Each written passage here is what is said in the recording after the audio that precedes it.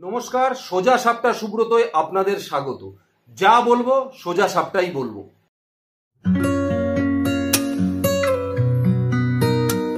তাহলে এই দুর্বৃত্তটার চাকরি চোরটার অবশেষে জামিন হলো।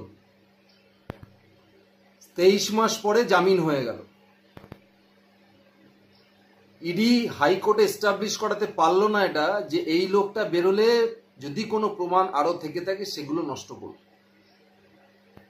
শর্ত দিল। কি হবে ওই শর্তে? হাইকোর্টের ওই শর্তে যে আপনি সাক্ষীদের সাথে দেখা করতে পারবেন না। হাইকোর্ট বলে দিল মানে কেউ সাক্ষীদের সাথে দেখা করবে না? কেন ইডি এস্টাবলিশ করতে পারলো না হাইকোর্টে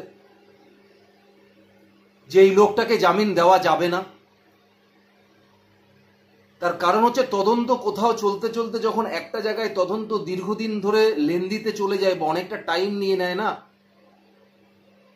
তার ফলে এই জিনিসগুলো হয়। আমরা বুঝি, আমরা জানি যে ইডির হাতে, সিবিআইয়ের হাতে একাধিক মামলা রয়েছে, প্রচুর মামলা রয়েছে। আমরা এটাও জানি যে কাউকে জামিন দেওয়া মানে সে অপরাধ থেকে মুক্ত হয়ে যাওয়া নয়। আমরা এটাও জানি কোর্টের সিস্টেমে আছে কেউ জামিনের জন্য আবেদন করতে পারে যদি তদন্তকারীদের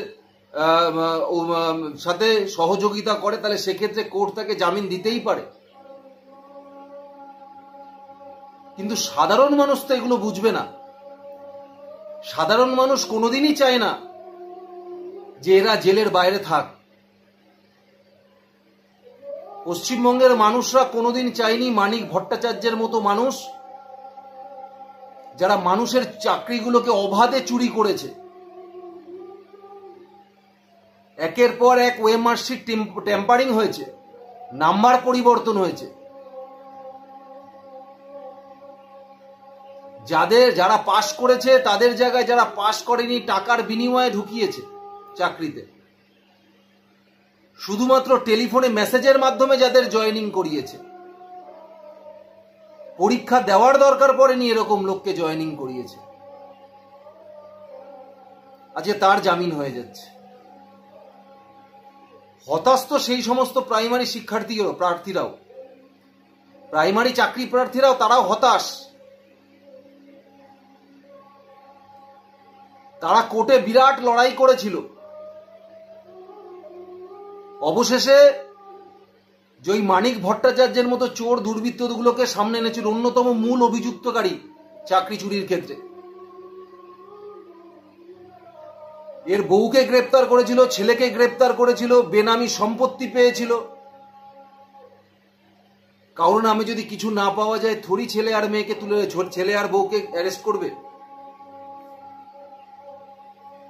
হাইকোর্টে কান্নাকাটি করে দিয়েছে মানিক ভট্টাচার্য। তার বয়স হয়ে গেছে, সে আর কোথায় যাবে তদন্তে সহযোগিতা করবে? নিজের সওয়াল নিজেই করেছে।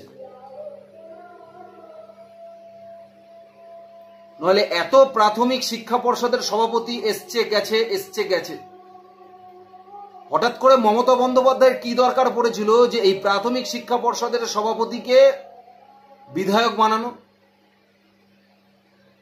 তার মনে হচ্ছে মমতা বন্দ্যোপাধ্যায় এবং তার ভাইপোর যে টার্গেট ছিল, যে চাকরি দুর্নীতি থেকে যে পরিমাণে টাকা ইনকামের দরকার ছিল, সেটা মানিক ভট্টাচার্য ঠিকঠাক করিয়ে দিয়েছিল। তার জন্যই তো একে বিধায়ক বানিয়েছিল। 2022 সালে গ্রেপ্তার হয়েছিল, এটা 2024, পুরোপুরি 2 বছরও হয়নি, 23 মাসে জামিন পেল। আর সিবিআই এখন ধরতে পারবে না, কারণ সুপ্রিম কোর্টের একটা রক্ষা কবচ আছে। কিন্তু পশ্চিমবঙ্গের মানুষের কাছে এই প্রশ্নগুলো তো উঠবে। এই মানিক ভট্টাচার্যকেই মানুষ জুতো ছুঁড়ে মেরেছে, রাস্তায় দেখলে লোকে চোর চোর বলেছে। জামিন পেলেই যে সে চোর মুক্ত, সে চুরি করেনি তা একদমই নয়, বা মানুষ তাকে আর চোর বলবে না তা একদমই নয়। মানুষ বলবে, আগেও বলেছে, এখনো বলবে। চোর জামিন পেলে সে চুরি থেকে দায়মুক্ত হয়ে যায় না। কিন্তু যারা এদেরকে জেলে দেখতে চায়, যারা এদের শাস্তি দেখতে চায়, তাদের আঘাত লাগছে। আঘাতটা তাদের লাগছে। আজ এই মানিক ভট্টাচার্যর সূত্র ধরেই একের পর এক এই শিক্ষা অধিকর্তারা যারা আছে তারা আজকে জেলে, একের পর এক পুরো শিক্ষা ব্যবস্থাটাই জেলে। আজকে যদি এরা ছাড়া পেয়ে যায় না, তাহলে আর যেগুলো গ্রেপ্তার হয়ে আছে, পার্থ চট্টোপাধ্যায় বলুন, তারাও এই মানিক ভট্টাচার্যের এই জামিনের ব্যাপারটাকে কোর্টের সামনে এসে তারাও জামিন নেবে আগামী দিনে। অনুব্রত মণ্ডলের মেয়ে জামিন পেয়েছে, আগামী মাসে সেপ্টেম্বর মাসে না অক্টোবর মাসে অনুব্রত মণ্ডলের ডেট আছে। সিবিআই এর কেসে জামিন পেয়েছে, ইডির কেসে রয়েছে। সুতরাং এরা যদি বাইরে চলে আসে, ভালো বার্তা মানুষের কাছে যাবে না। আর এই মানিক ভট্টাচার্য, এসপি সিনহার মতো লোকজনদের ধরেই টোটাল এন্টায়ার নেক্সাসটাই তো কালীঘাটের কাকু অবধি চলে গেছিল।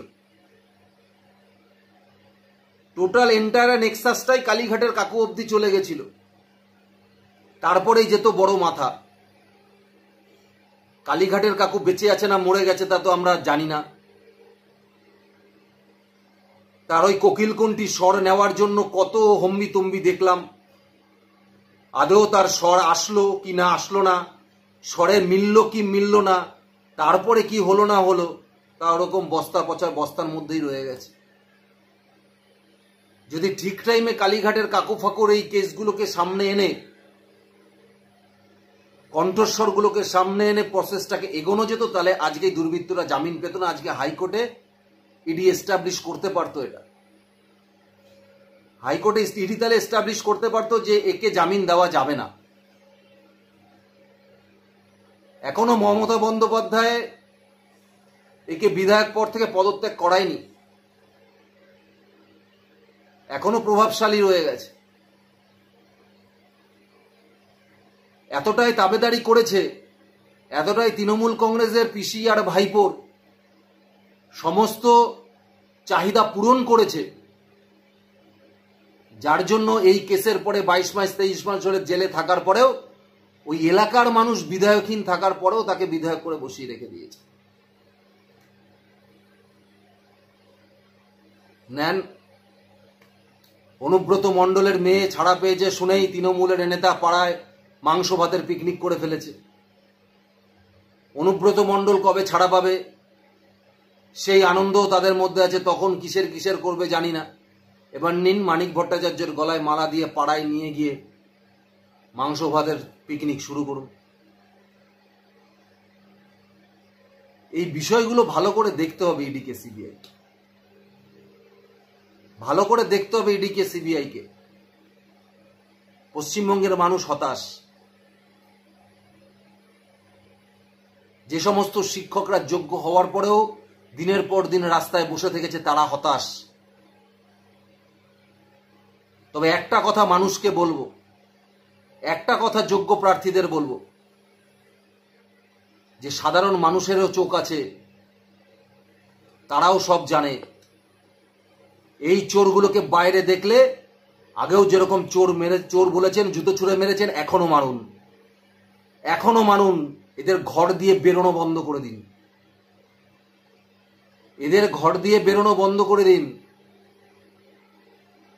এখনো দেখা যায় এর দোসর পার্থ চট্টোপাধ্যায়টা কবে বেরোয়। কারণ একে দেখিয়ে পার্থ চট্টোপাধ্যায় আবেদন করলো বলে যে কেসে মানিক ভট্টাচার্য ছাড়া পেয়ে গেছে সেই কেসে আমাকেও জামিন দেওয়া হোক। আমারও বয়স হয়েছে, শ্বাসকষ্ট হচ্ছে, অর্পিতার থেকে দূরে আছি, অনেক কষ্টে আছি। সেটাই এখন দেখার আছে। পশ্চিমবঙ্গ সেটার জন্যই অপেক্ষা করছে যে কখন সেটা দেয়। দেখা যাক কি হয়।